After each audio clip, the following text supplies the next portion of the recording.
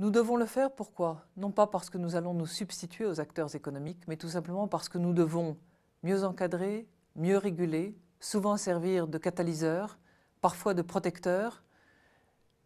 À qui? À l'ensemble des acteurs économiques et plus particulièrement aux entreprises dont nous savons que ce sont elles qui créent la valeur et qui constituent véritablement notre économie. De cela, je suis convaincue.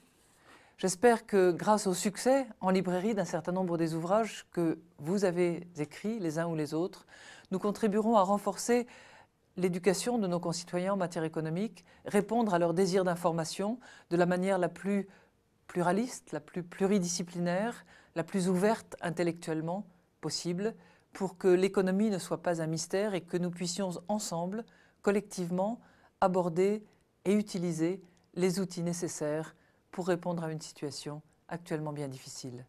Je vous félicite à nouveau tous, je vous remercie d'avoir eu la patience de m'écouter jusqu'à maintenant et je souhaite à tous vos lecteurs, évidemment, d'avoir le même plaisir que celui que j'éprouve bien souvent à vous lire.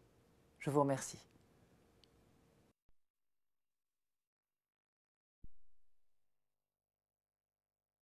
Monsieur le Président de l'Institut de la Haute Finance, Monsieur Jean-Louis Chouambon, Monsieur le Vice-président du Sénat, cher Roland Duluard, qui représentait ce soir, je le sais, Philippe Marigny, qui n'a pu être présent, Monsieur le Président du jury, Monsieur Michel Bon, Mesdames et Messieurs les lauréats potentiels, Mesdames et Messieurs, chers amis, je suis heureuse d'être, grâce aux écrans, parmi vous. Je m'étais dit l'année dernière, lorsque vous m'aviez invité à la remise du prix Turgot, alors que nous étions en pleine présidence française de l'Union européenne, que je ne pouvais pas assister cette année, en 2008, parce que nous étions trop occupés, mais que l'année prochaine, en 2009, promis, je pourrais être là. Hélas, je ne savais pas qu'entre-temps, il allait falloir s'attaquer aux racines d'un mal profond qui correspond à la crise financière et économique que l'ensemble des pays du monde traversent actuellement. Je ne savais pas non plus que nous aurions à courir de G4 en G7 en G20 en Eurogroupe un peu transgressé pour recommencer à nouveau après le 15 novembre 2008, l'épisode du 2 avril 2009. Et voilà la raison pour laquelle, malheureusement, je ne puis me trouver parmi vous à l'occasion de la remise de ce prix Turgot. Je suis heureuse, bien sûr, que vous mainteniez cette tradition vivante du prix Turgot qui est devenue une véritable référence dans le monde économique et financier.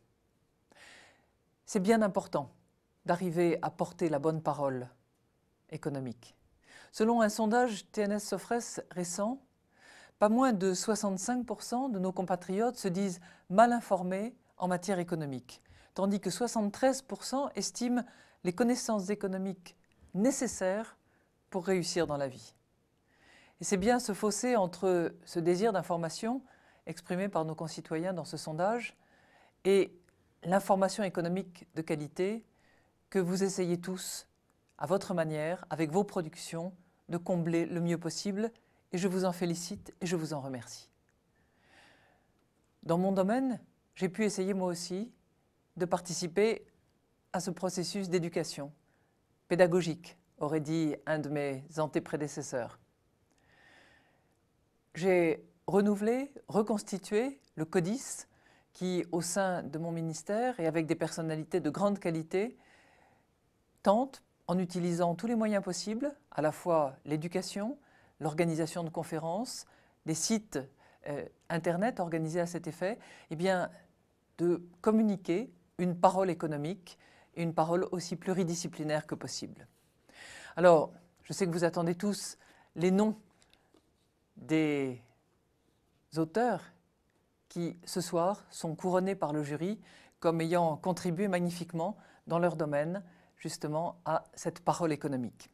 Alors, je le déclare ce soir, le prix Turgot 2008 est décerné à Olivier Pastré et Jean-Marc Sylvestre pour le roman vrai de la crise financière et le prix spécial du jury à Michel Aglietta pour la crise, pourquoi on en est arrivé là, comment s'en sortir.